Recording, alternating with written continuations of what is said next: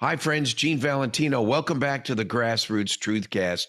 We have had it's like drinking water out of a fire hose is what it is. We've had folks on from all walks of life. And as we go toward November, we're reintroducing a few good political candidates on the GrassRoots TruthCast that come up from time to time. My guest today is Captain John Frankman, United States Army, former Green Beret. Hello, John. Nice to have you with me. Hello, Gene. Thanks so much for having me. I appreciate it. This is, folks, in all candor, all full disclosure, I would have been in trouble if this gentleman was running against me a year ago exactly when Congressman Matt Gaetz of the 1st District of the United States Congress of the Panhandle of Florida, when he left office, there was a special election called. There were 10 Republicans, right, John? There were 10 Republicans. And yeah. I remember meeting John very briefly by phone. He was grappling over this idea of becoming the next United States congressman. Well, I wanted it too. But one thing happens in this crazy world of politics. You become good friends with people. Some people become real good friends. I'm honored to say that I have a new friend, a friend since last year when I met him, John Frankman, Green Beret, honored, hardworking hero in the United States Army. Now, I'm not going to give it away in the opening, but you better not go anywhere, because when we get back after this message, he'll surprise you with what happened during his term of service in the United States Army right after this.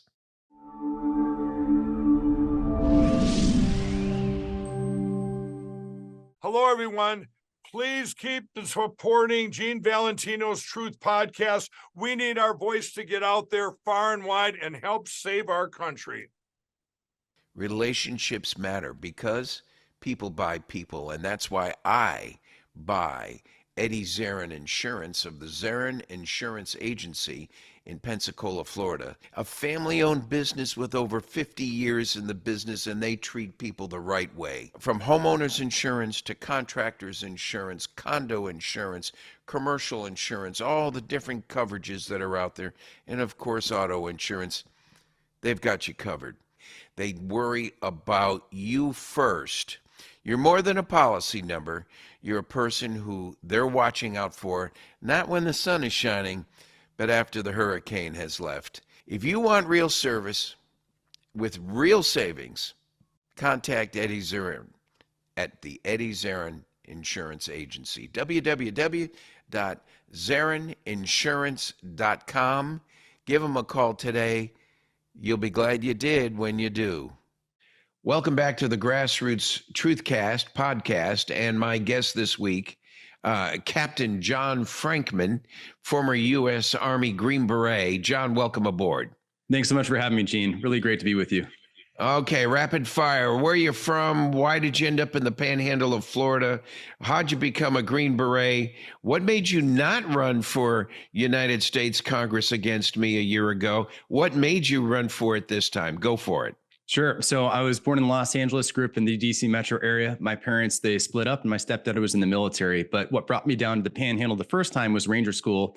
Definitely not the most pleasant experience over at 6th Ranger Training Battalion, but absolutely awesome training. Then I went to the Army, was a Special Forces Green Beret, and there's 5 Special Forces groups within the United States. And I was sent to 7th Special Forces Group, which is here in Eglin Air Force Base, Florida, in Okaloosa County near Crestview. So came down with the Army because of that. And I ended up getting out of the military because of the COVID shot. That's basically, it came down to religion, principle, an unlawful order. So decided to leave the military and got involved in political activism on behalf of service members negatively impacted with the shot mandate. So it really wasn't so much that I got into politics, as that politics got into me. And it was while advocating for service members negatively impacted by the vax mandate, writing op-eds, going on interviews, going up to the Hill, talking to different staffers, different congressmen, that I kind of realized that nothing's getting done. And it was extremely frustrating. But there were just so many good providential experiences that I had before running. where it was going on the interviews. It was getting to know Matt Gaetz decently well. He took me to the State of the Union as his guest in 2024 on behalf of those service members who were negatively impacted, and had me on his podcast, and then able to meet President Trump in October of 2024, where I asked him what he would do to repair the military from the damage that was done by the Biden admin with the vax mandate with DEI, and what he would do to hold leaders accountable. So when Matt Gaetz, when he was picked up for Attorney General, I was ecstatic for him, but I decided that I was going to run for Congress that last year. So I was the first candidate in the race. Matt Gaetz, he left on a Wednesday that Thursday night, threw my hat in the ring, was doing well, raising money, meeting people. But unfortunately, I think you and I both kind of realized just how much the establishment has their pre-selected candidates and stacks the cards against the grassroots outsider people who are just trying to represent the district, who really love this country, but might not have the big backing of special interest groups.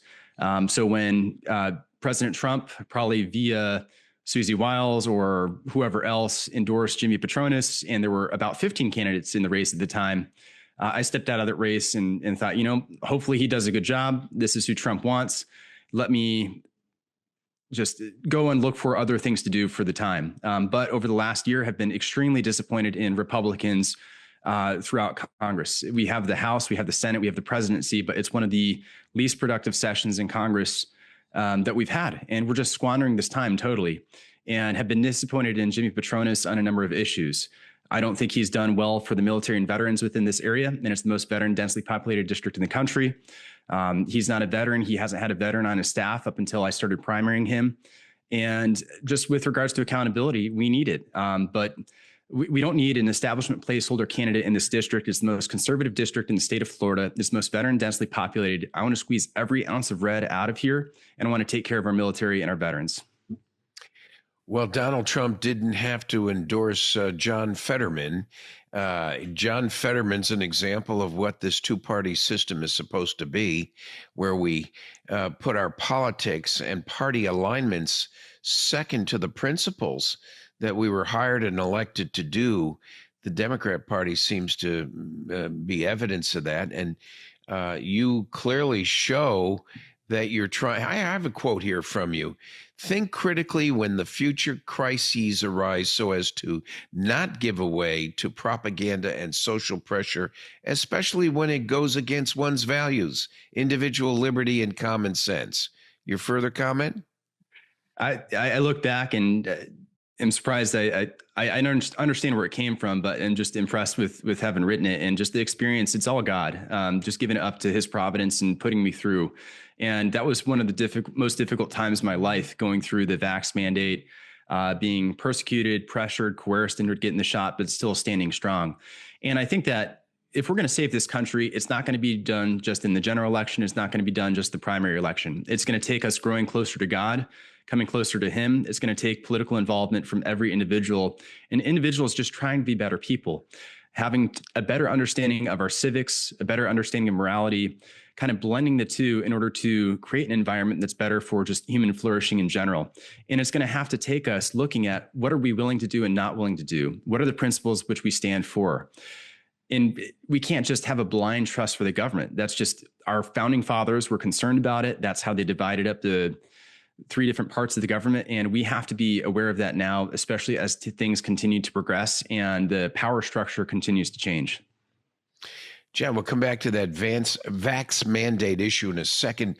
What were the issues related to the veterans in the Panhandle? I know we both had some strong feelings on it, but your position now as it pertains to the vets as compared to the seated Congressman, Mr. Patronis? Well, for one, what he can do absolutely for free, or that doesn't cost any extra, is he could have some dang veterans on his staff. It's the most veteran dense district. And I know as a Special Forces Green Beret captain that I'm not the most expert as a leader, that I have a weapons sergeant, a comm sergeant, an engineer sergeant, a medical sergeant. So I look to those individuals for their expertise when there's some gap of knowledge that I don't have. The biggest gap of knowledge that he doesn't have is with regards to veterans.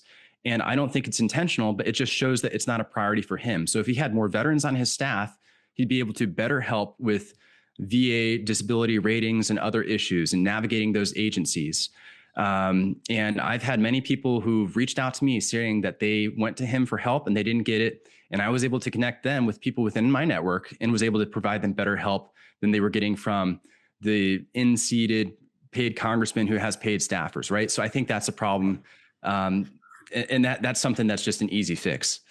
I mean, beyond that, he recently wrote a letter asking for an investigation to whether we need a VA hospital or not. We absolutely need a VA hospital. This is the most veteran densely populated district. We have nearly 100,000 veterans.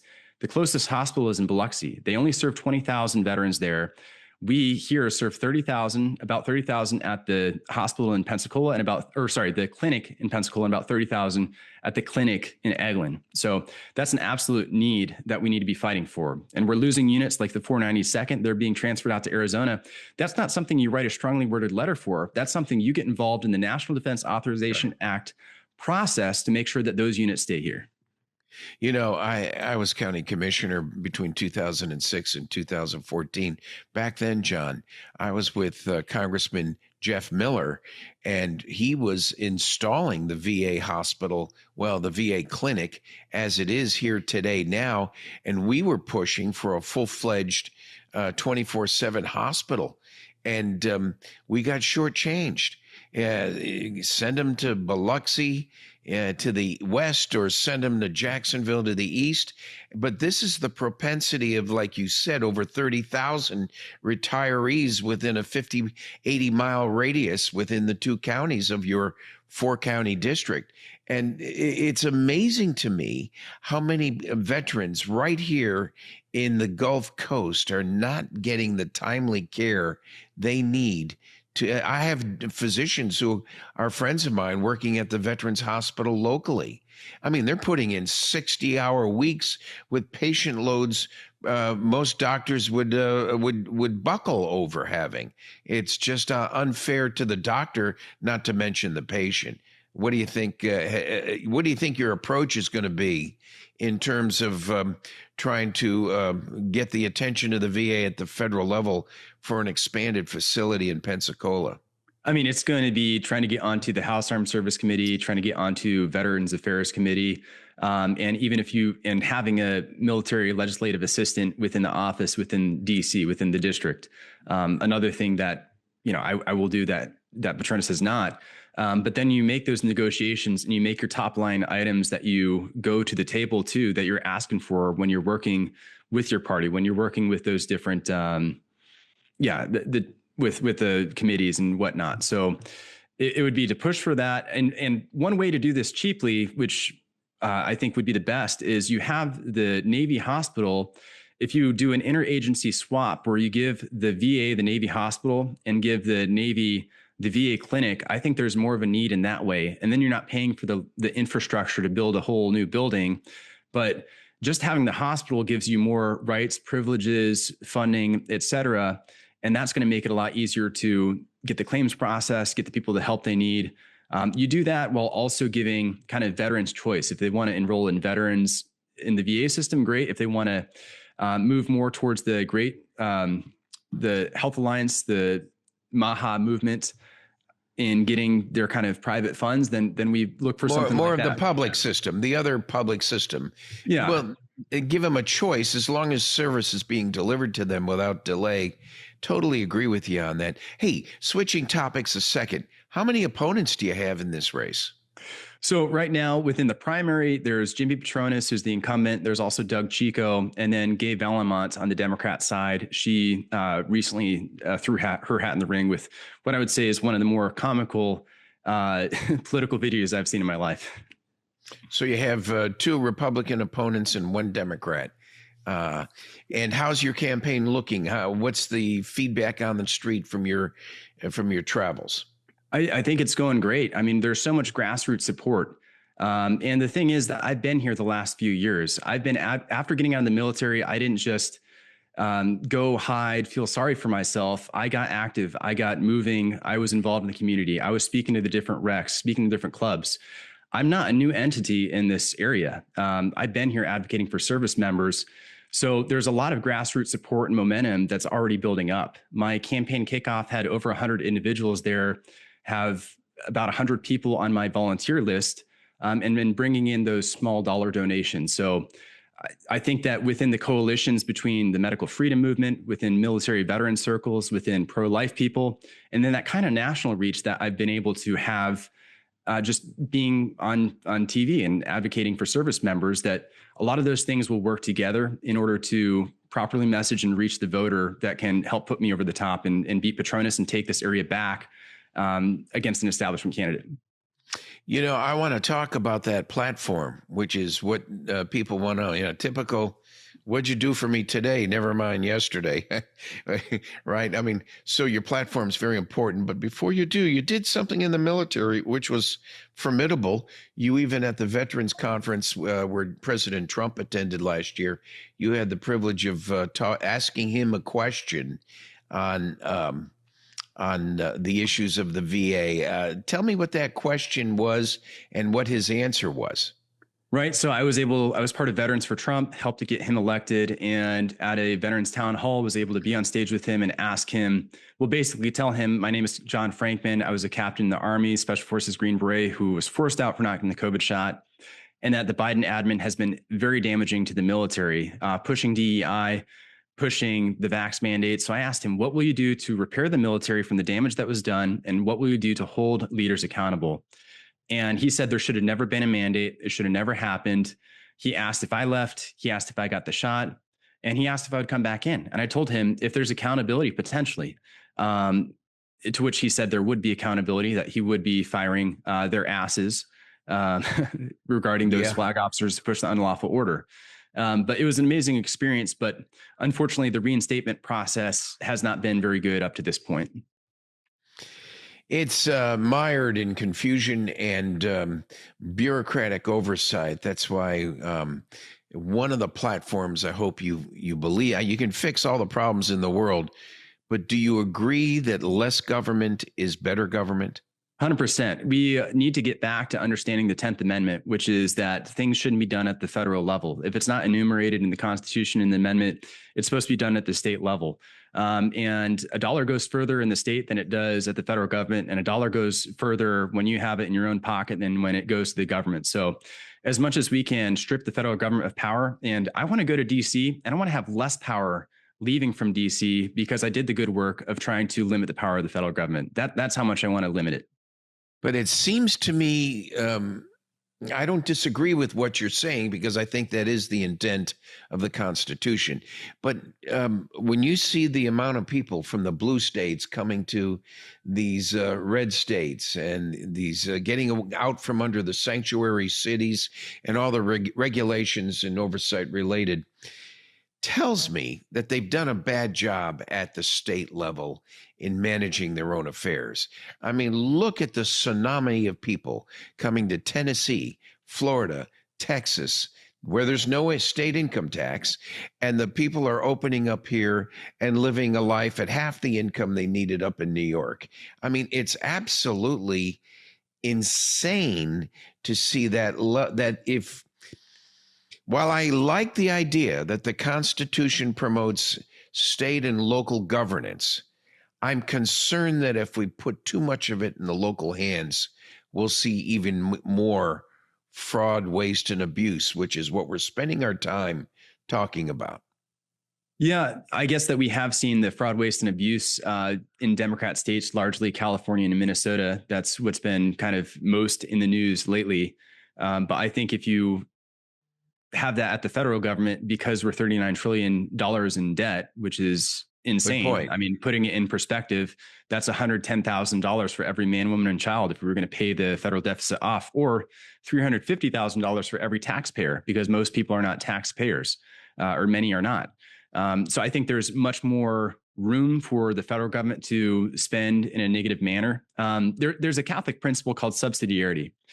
It's one of the principles for Catholic social doctrine, and it says you do what's necessary at the lowest level possible. If you can fix an issue yourself, you do it yourself. If you can do it within the family, you do it within the family. And you better understand the issues that are closer to you, more proximate to you, than those who are far away, especially in DC, will. So I think that to the greatest extent that we can kind of police ourselves, hold ourselves accountable at that lowest level, the less possibility you have of just 10 different lines of bureaucracy of just phone tag, of having to get forms filled out, of having different agencies to approve things. I think that's going to help shrink the amount of just fraud, waste, and abuse, just period. Well, I couldn't agree with you more. I just am surprised that once they've dug into some of it, initiated with Elon Musk and his Doge initiative a year ago. My words, it's almost as if they slammed the box shut because there was so much waste, fraud, and abuse popping out all over the place. They've got plenty to handle. It certainly seems. Yeah. What's your agenda for the citizens of the Panhandle? Your top 3 or 4 platform items? I mean, military and veterans, that's definitely the number one, because it is the most veteran dense populated district. We do have 5 military bases. So making sure that our service members are taken care of. And it's something that I've been doing over the past few years. So helping with veterans benefits, making sure that we keep the Eglin testing range secure so that we can continue to do the long range missile strikes and things like that in the Gulf, being the largest range here. If we lose that, we lose the military here. And that's a huge source of our funding and of our economy. From there, it's affordability and paying down the federal deficit. And we've talked a bit already that $39 trillion in debt, that could absolutely collapse our government. That's what it was looking like in Rome when Rome was about to collapse, that they printed out too much money. And it's just imperative that we cut down. So you need people who are strong up there, who are willing to say no, who are willing to fight for single subject spending bills, and that are going to just say no to frivolous spending, to fraud, waste, and abuse, and to funding foreign governments. From there, making accountability great again. We haven't had accountability the last couple of years, whereas under the Biden administration, we had thousands of conservatives that were put in jail and were targeted, persecuted, and that was weaponization of the government against conservatives. We need to make sure that people are held accountable so that this weaponization doesn't happen again. And we need it. We've seen it for the Epstein files, where Congress largely slow-rolled the release of these files, and we haven't seen anyone arrested or prosecuted in the States. Other countries are putting us to shame, arresting their highest level people who are in the files. And that's another thing where Petronas wants to move on past it. He said there's no more work to be done in those files. Yeah, there was an interview that was, well, I'm not sure he knew it was being recorded, but in the audience, someone was videoing him when he was talking about, let's just move past this Epstein thing. And I don't know if he used the word forget about it, but let's move past it, as if to condone all that behavior through silence. What's your take on that? I think that he said there's no more work to be done on these documents. And I don't think there's anything more important than protecting our children. And we had people who were involved in Epstein in the trafficking of children, underage children. And people who sexually abuse, assault children should be absolutely held to the fullest extent of the law, especially when those are powerful elites who fall under a different 2-tier justice system. The reason that it's been hidden so long is because of the power and influence of these individuals. And we know that there is some connection to other intelligence agencies, whether our own or other countries. So it's absolutely imperative that we have investigations, that we release all of the names except for the victims, obviously, and that the Department of Justice does its due diligence to make sure that anyone who did something criminal is held accountable. That to the extent that this affects our political leaders, they need to be held accountable. And I don't care if you're a Republican or a Democrat. If you did something against children, you should be punished, period. I couldn't agree with you more. It's heinous. It's terrible. Ladies and gentlemen, we're talking with John Frankman, Green Beret, served for our nation, did not take the COVID vaccine. You want to explain that?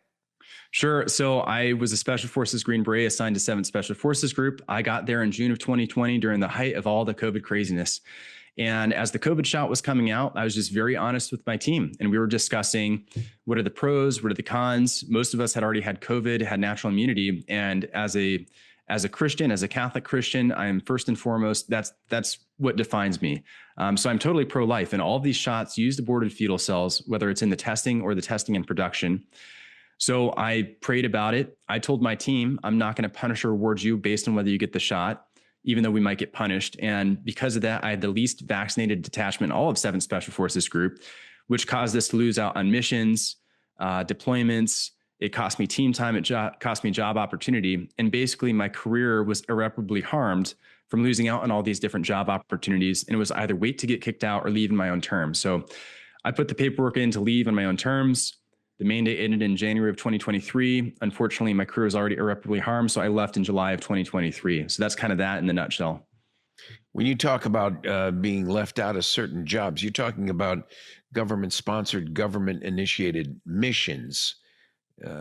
Yeah. So for instance, my team, we were training and preparing to go to El Salvador for 6 weeks for a JSET, which is a training mission where you go overseas in order to train on some of your the skills that special operators do. So you're using your language. We all know Spanish, or we're supposed to in 7th Special Forces Group. We're supposed to practice frontal internal defense, where we train other countries in order to root out insurgencies and terrorist networks. We practice unconventional warfare, where we work with indigenous forces to overthrow other countries. So because of the vaccine status of the majority of my team, we were not allowed to go on a mission to a country before the mandate ever happened that we'd been planning for. So that was kind of the first strike. After I put the exemption in, because I couldn't deploy based on the military's policy, I was taken off my team early. And then ironically, most ironically, I wasn't allowed to teach ethics at West Point. I was supposed to go get a philosophy master's, but wasn't allowed to move because while your exemption was pending, they took away your ability to move, deploy, or travel. So that's kind of what I mean. And unfortunately, I didn't have this the worst. And I'm mostly concerned about the tens of thousands of our service members whose careers were negatively, irreparably harmed. I'm thinking about the number of people who've been vaccine injured, some of them who are dear friends of mine now going through this whole fight, who've suffered from heart attacks, from Guillain-Barré syndrome, other things. So when I say there needs to be accountability, I'm not just talking about Epstein files.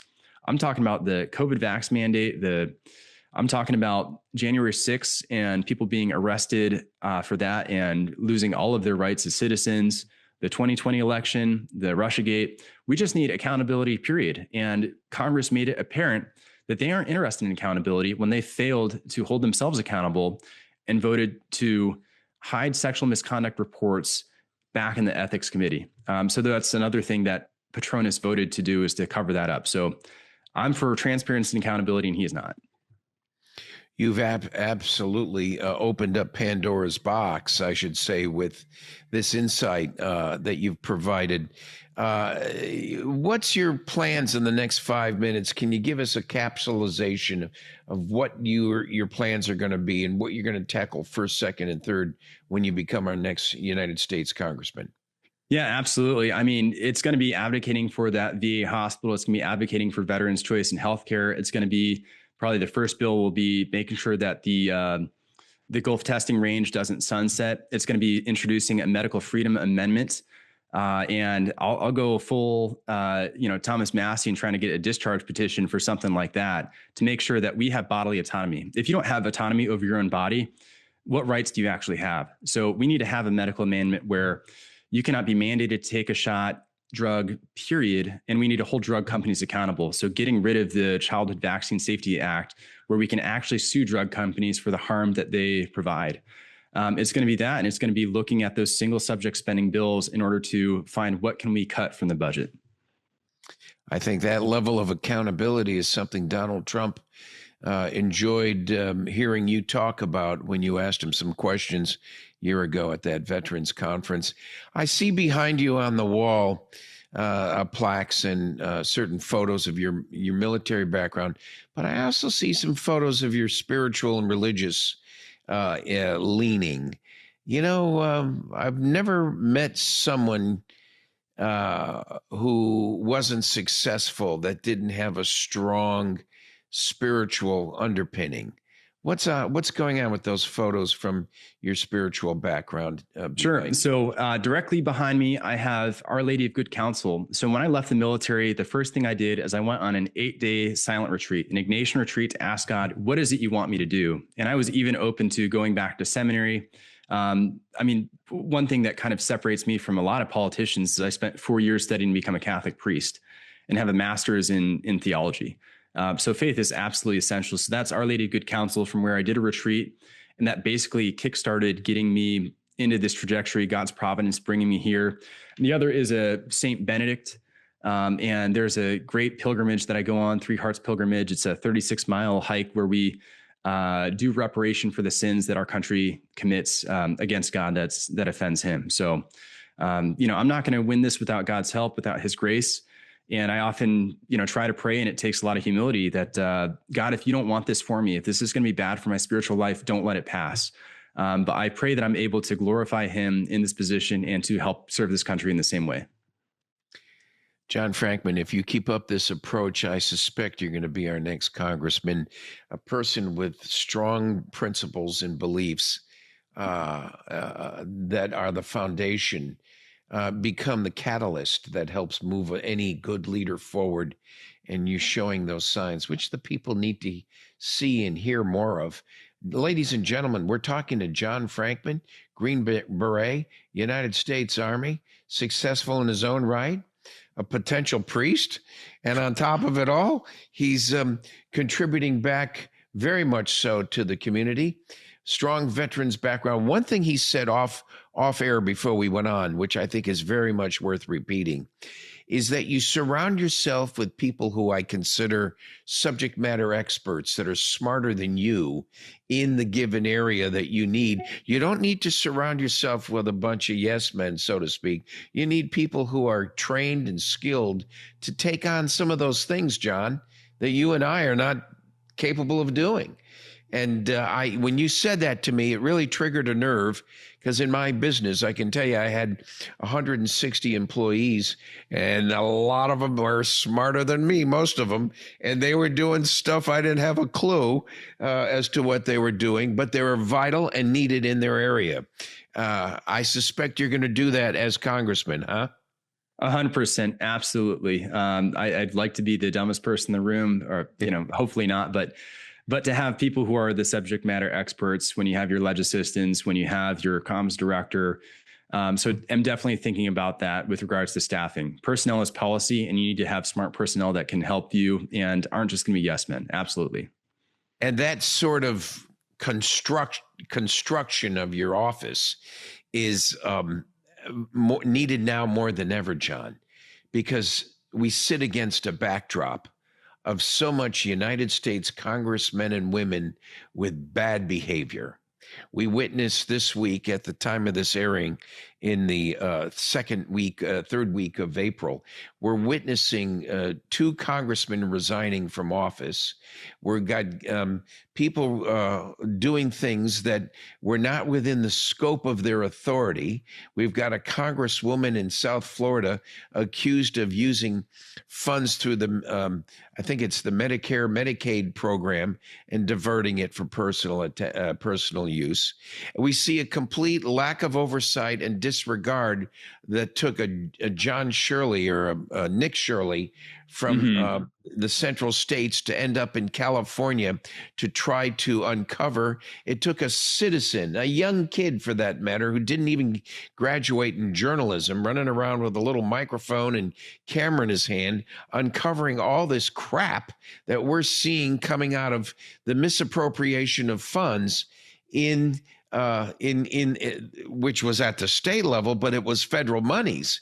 So my question to you is, are you prepared to get in there and do the ugly and get these people spanked and take away from them the monies they have inappropriately used, your tax dollars, our tax dollars? Absolutely. And if the law is only they pay a fine or they only get in a little bit of trouble, we need to change the law to include jail time. Because if it's just a risk analysis where they figure out, hey, I can go ahead and I do this and I'm going to make so much money and there's a likelihood that I don't get caught, that's not acceptable. We need to understand that human nature sometimes is weak. And because of that, we need those checks and balances to ensure that people, by human weakness, which clearly there's a lot of that within Congress, there's a lot of temptations out there, but we need to make sure that those are all held in line. So I want to make accountability great again. That's one of my platforms. I'm prepared to do it. And with God's grace, we'll be able to do so. You know, we have 26, 27 amendments to the United States Constitution. They all talk about entitlements, rights, privilege, empowerment. None of them talks about penalty for doing wrong. Have you seen an act in Congress that put a penalty on a congressman, a man or a woman, for taking money, defrauding the citizens, doing something that would be considered criminal or inappropriate. Is there anything that you can do to encourage a constitutional amendment to put bad actors in jail? They've certainly tried to impeach President Trump enough for things that there was no direct connection, or what I would refer to as a proximate cause, for him to be indicted. They raided his home. They did so because of some alleged files, yet Biden's garage was loaded with cardboard boxes with papers spilling out all over next to his Corvette. I mean, I have never seen such a inconsistent use of authority from the judiciary and the legislative branches of our government. I submit to you that if you could get a legislative act in place to make them not only accountable, you use the word accountable, but I think you're right. We need a penalty. We need fines and imprisonment for elected officials who have risen to the level of what's called fiduciary capacity and are held to that higher standard that you and I expect, only to find out they're squandering our money for personal gain. What say you? I say, let's do it. Let's go for it. I mean, this hurts the American people. It hurts the taxpayer, and it will ultimately wreck our country if we can't pay off our deficit, if we continue to spend more and more on interest. So, I mean, we probably could take care of this deficit and reduce taxes at the same time. When you see the amount of cash that's being diverted to fraudulent purposes and illegally to even in some cases people who are not even citizens of the United States, is abhorrent. I think your role in United States Congress, John, is going to be probably one of the most difficult, because you're one of 450 something people, and your impact is not the exact same as Donald Trump's, but you're going to have to be impactful.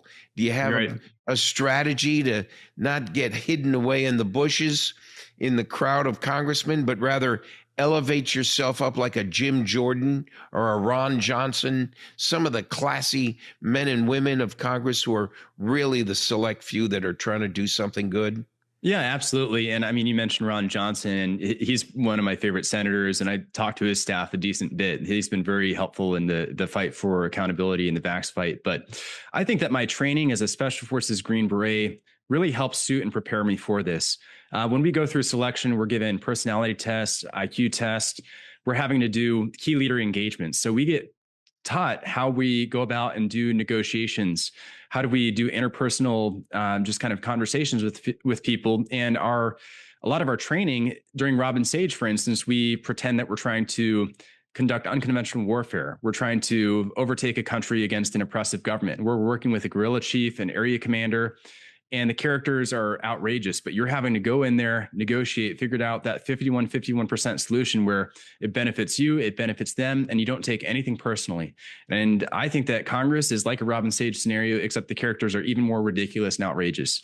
But to take that training, that principle, and to go up there and to make those coalitions, to figure out, and what I'm trying to stand for is what the American people want.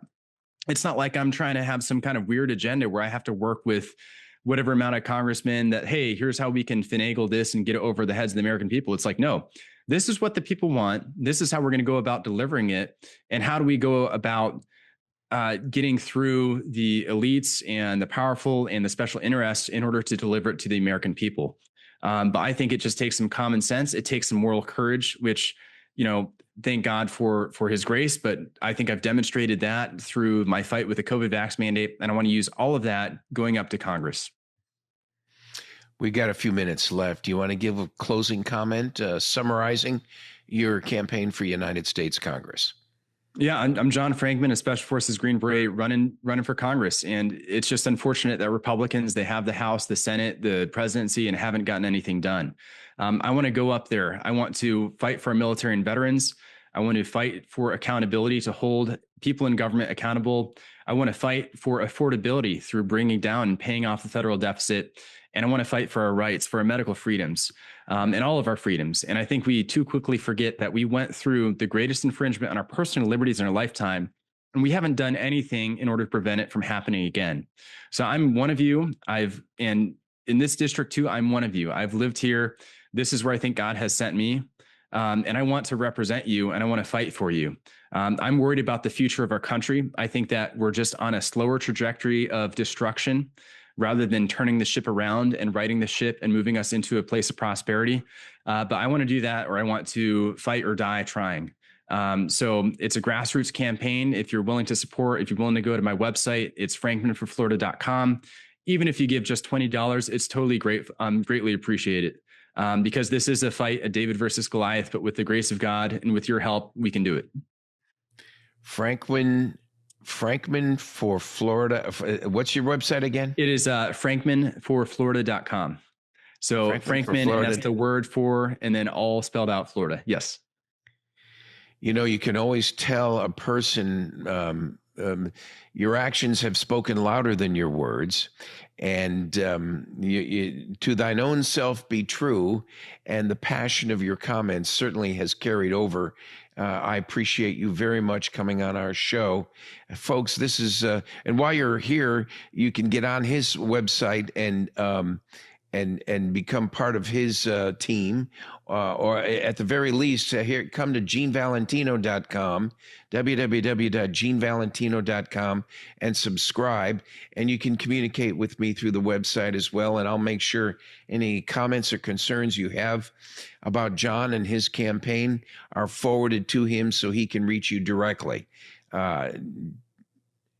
Green Beret, thank you for joining me today on another episode of Gene Valentino's GrassRoots TruthCast. Well, thanks for having me, Gene. Always a pleasure. We look forward to seeing you again. And I look forward to seeing you again on another episode of GrassRoots TruthCast. See you soon. Relationships matter because people buy people. And that's why I buy Eddie Zarin Insurance of the Zarin Insurance Agency in Pensacola, Florida, a family-owned business with over 50 years in the business, and they treat people the right way. From homeowners insurance to contractors insurance, condo insurance, commercial insurance, all the different coverages that are out there, and of course auto insurance, they've got you covered. They worry about you first. You're more than a policy number. You're a person who they're watching out for, not when the sun is shining, but after the hurricane has left. If you want real service with real savings, contact Eddie Zarin at the Eddie Zarin Insurance Agency, www.zarininsurance.com. Give them a call today. You'll be glad you did when you do.